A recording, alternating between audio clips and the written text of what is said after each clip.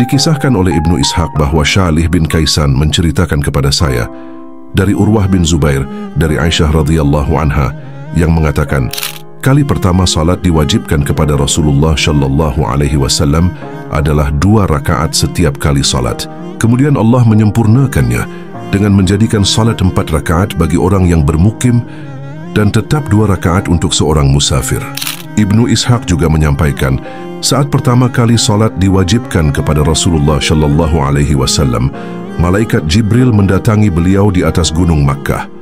Malaikat Jibril mengisyaratkan dengan tumitnya di lembah, dan dari lembah itulah memancarlah mata air. Kemudian Jibril berwudu, sementara Rasulullah shallallahu alaihi wasallam menyaksikan dan belajar cara bersuci untuk salat. Setelah itu, Jibril berdiri dan salat, diikuti oleh Rasulullah yang salat mengikuti cara Jibril. Setelah selesai, Jibril meninggalkan Rasulullah shallallahu alaihi wasallam. Rasulullah shallallahu alaihi wasallam kemudian kembali menemui Khadijah, mengajarkan padanya cara berwudu sebagaimana yang diajarkan malaikat Jibril.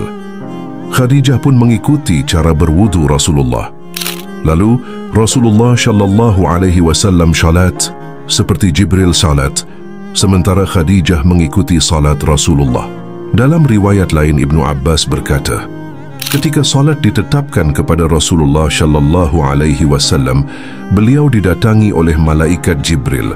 Pada saat matahari mulai condong ke barat, Jibril mengimami Rasulullah dalam salat zuhur.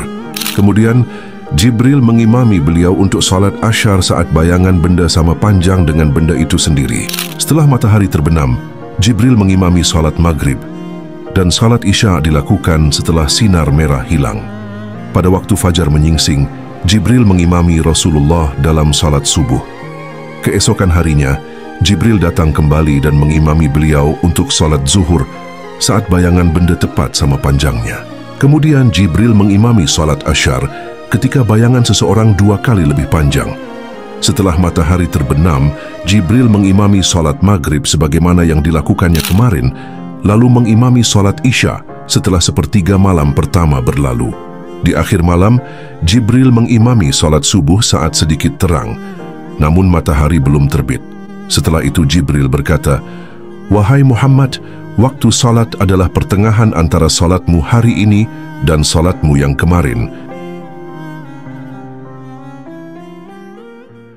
Ibnu Ishaq meriwayatkan bahwa setelah Zaid bin Haritsah, Abu Bakar bin Abu Quhafah pun memeluk Islam. Nama asli Abu Bakar adalah Atiq, sementara nama ayahnya Abu Quhafah adalah Utsman bin Amir bin Amr bin Ka'ab bin Sa'ad bin Taim bin Murrah bin Ka'ab bin Luwai bin Ghalib bin Fihr. Menurut Ibnu Hisham, nama asli Abu Bakar adalah Abdullah, sedangkan Atiq adalah julukannya yang diberikan karena ketampanannya dan karena kebiasaannya membebaskan budak. Ketika Abu Bakar radhiyallahu anhu menerima Islam, ia langsung menampakkannya secara terbuka. Ia berdakwah dengan penuh semangat, mengajak manusia kepada Allah dan Rasul-Nya. Abu Bakar dikenal sebagai sosok terhormat di kalangan Quraisy, dicintai, mudah bergaul, dan memiliki pengetahuan mendalam tentang nasab dan keadaan kaumnya. Ia memahami seluk-beluk masyarakat Quraisy, baik sisi baik maupun buruknya. Selain itu, ia adalah seorang pedagang yang jujur dan berakhlak mulia, yang dikenal luas di kalangan masyarakat. Banyak tokoh Quraisy yang datang kepadanya untuk meminta nasihat. Dengan ilmunya, kebaikannya, dan pergaulan yang luas, ia mulai mengajak mereka yang dipercayainya untuk mengenal Islam. Mereka yang sering berinteraksi dengannya pun menjadi sasaran dakwah pertamanya. Ibnu Ishaq berkata, berkat dakwah yang disampaikan oleh Abu Bakar radhiyallahu anhu, masuk Islamlah beberapa tokoh Quraisy yang mulia, sebagaimana telah diriwayatkan kepadaku. Di antaranya adalah Utsman bin Affan, menyusul setelahnya Az-Zubair bin Awam, kemudian Abdurrahman bin Auf, Sa'ad bin Abu Waqqash, begitu pula Thalhah bin Ubaidillah. Setelah kelima sahabat itu menerima dakwah Abu Bakar dengan hati yang lapang, ia membawa mereka kepada Rasulullah shallallahu alaihi wasallam. Di hadapan beliau, mereka menyatakan keislaman dan bersama-sama menunaikan salat berjamaah. Ibnu Ishaq juga menyampaikan bahwa Rasulullah shallallahu alaihi wasallam bersabda, "Setiap aku mengajak seseorang kepada Islam, biasanya mereka tidak langsung menerima, kecuali Abu Bakar bin Abu Quhafa. Ia tidak pernah ragu dan tidak pula lambat dalam merespon ajakanku kepada Islam. Kedelapan orang pertama itu menjadi pelopor yang mengajak manusia kepada kebenaran. Mereka mendirikan salat dan membenarkan segala yang dibawa Rasulullah Shallallahu Alaihi Wasallam dari Allah. Setelah itu, menyusul Abu Ubaidah yang nama aslinya adalah Amir bin Abdullah bin Al-Jarrah, Abu Salamah yang disusul oleh Al-Arqam bin Abu Al-Arqam, lalu Utsman bin Maz'un bersama dua saudaranya Qudamah dan Abdullah. Kemudian Ubaidah bin Al-Harits, setelah itu Sa'id bin Zaid bersama istrinya, Fathimah binti Khattab, yang juga merupakan adik kandung Umar bin Khattab. Kemudian Asma binti Abu Bakar dan Aisyah binti Abu Bakar, yang saat itu masih anak-anak, ikut memeluk Islam.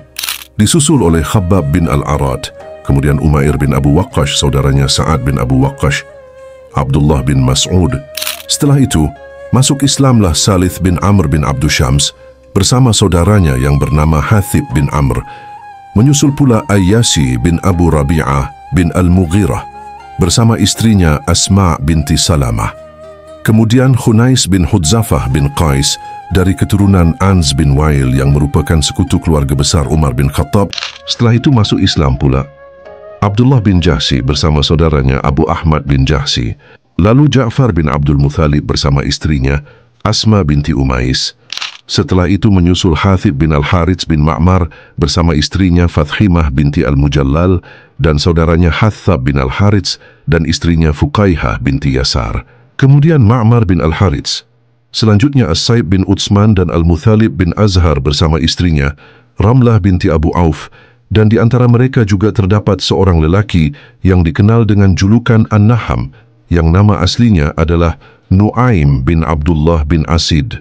Kemudian masuk Islam pula Amir bin Fuhairah, seorang mantan budak Abu Bakar radhiyallahu anhu. Menyusul kemudian Khalid bin Sa'id bersama istrinya Umainah binti Khalaf. Setelah itu, masuk Islam pula Hathib bin Amr, Abu Hudzaifah bin Rabi'ah, dan Waqid bin Abdullah. Setelah itu masuk Islam Khalid, Amir, Aqil dan Iyas dari Bani Al-Bukair bin Abdu Yalail bin Nashib bin Ghirah. Kemudian menyusul Ammar, sekutu Bani Makhzum bin Yaqadzah. Masuk Islam pula Syuhaib bin Sinan, salah seorang dari An-Namr bin Qasith, dari kalangan sekutu Bani Taim bin Murrah.